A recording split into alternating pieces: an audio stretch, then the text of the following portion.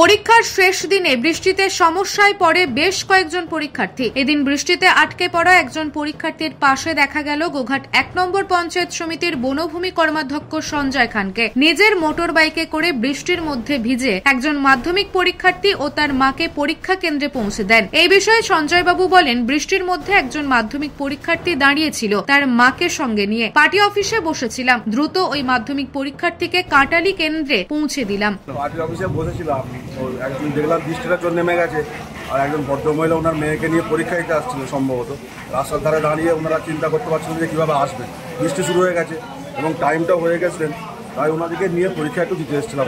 এটা অন্য কিছু মধ্যে দেখুন, এটা তো আমাদের কর্তব্য।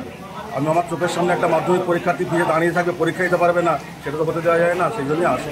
অপরদিকে পরীক্ষার্থীর মা কর্মাধ্যক্ষের কাজের জন্য ধন্যবাদ জানান।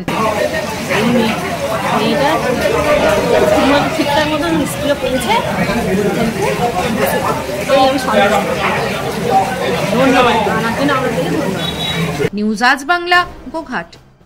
ঘর হবে সেরার সেরা, সবার কাছে মডেল, চিন্তা কিসের, সঙ্গে আছে কেবি মার্বেল। মনের মতো marble, granite, tile, sanitary fittings এর একমাত্র হোলসেল ও রিটেল শপ কেবি মার্বেল। যোগাযোগ 9434059753 অথবা 8918126044। আমাদের ঠিকানা বসন্তপুর, আমতলা মোড়, আরামবাগ, হুগলি। সাজাবো আমি স্বপ্নের বাড়ি, কেবি মার্বেলসে দেবো বাড়ি।